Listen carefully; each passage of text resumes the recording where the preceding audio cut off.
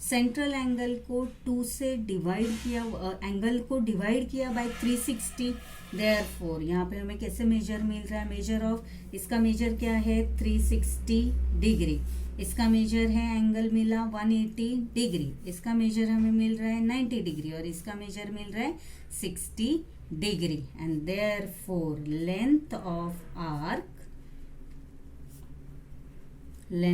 Arc is equal to, first इसका L1 का क्या हो जाएगा, L1 is equal to 360 upon 360, एक ही है, इज इक्वल टू 1, एक ही सर्कल है तो इसका फॉर्मेशन क्या हुआ 360 अपॉन 360 इज इक्वल टू 1। वैसे ही length of arc 1/2 2 pi r हो गया, 4 पार्ट्स हमने सर्कल के किए इसलिए हो गया 1/4 इंटू 2 पाई आर। 1/2 कैसे आया, L2 इज इक्वल टू, अभी हमारा फॉर्मूला कंप्लीट नहीं हुआ है, आगे और आएगा, L2 इज इक्वल टू 1 मतलब ही 180 अपॉन 360 इंटू 2 पाई आर, यहाँ पे मैंने 2 पाई आर लिखा नहीं, 2 pi r is equal to, ये मिल जाएगा 1 into 2 pi r is equal to, तो 180 1 ज़ा 180, 180 2 ज़ा 360, वही मिलेगा 1/2 इंटू 2 पाई आर। L3 कैसे मिलेगा, इज इक्वल टू, इसका सेंट्रल एंगल 90 डिग्री, 90 अपॉन 360, तो 90 अपॉन 360, 9 1 ज़ा 9, 9 4 ज़ा 36 into 2 pi r is equal to 1/4 into 2 pi are,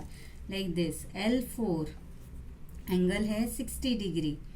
60 degree, 360 को 6 पार्ट्स में डिवाइड किया तो एंगल हमें मिल रहा है 60 degree upon 360 degree into 2 pi r is equal to 1/6 into 2 pi r, और इसी से हमें लेंथ ऑफ आर्क फाइंड करने का फॉर्मूला मिल रहा है। And therefore length of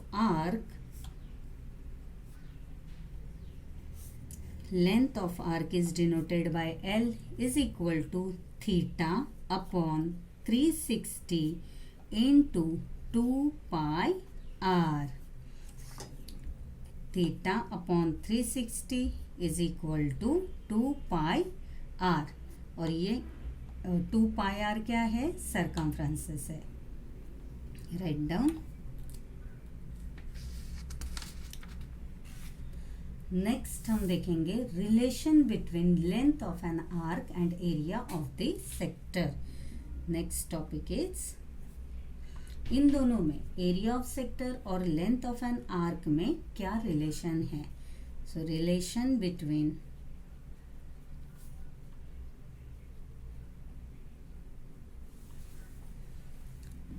length of an arc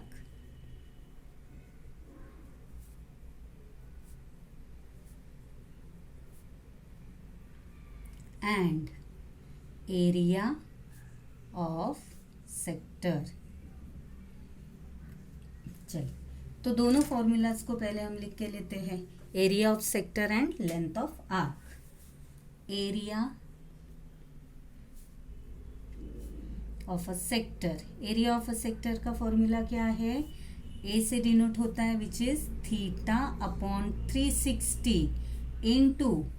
pi r square. So we also can write theta upon 360 अपने जगह पे एज इट इज रहेगा, और पाई आर स्क्वायर है जो राइट हैंड साइड में जाके डिवाइड हो जाएगा, तो इज इक्वल टू, अभी देखिए यहाँ पे कोई वैल्यू नहीं है तो किसी भी एक कांस्टेंट से इसे डिनोट करो। हम यहाँ पे लेते a upon, a is any constant, कोई भी कांस्टेंट हो सकता है, ये 1 रहेगा, 0 हो सकता है, कोई भी कांस्टेंट, ए अपॉन, तो पाई आर स्क्वायर यहाँ पे मल्टीप्लाइज है तो राइट हैंड साइड में जाके हो गया pi divide pi r square. This is equation number 1। Now length of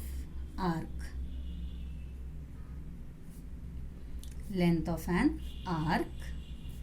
is L, और इसका फॉर्मूला है theta upon 360 into 2 pi r. Therefore theta upon 360 left hand side as it is रखते हैं is equal to 2 pi r, right hand side में जाके divide हो जाएगा, तो इसको भी एक कांस्टेंट लेते हैं, तो इसका एल लेते हैं, L upon 2 pi r. Now अगर ये हो गया इक्वेशन नंबर 2,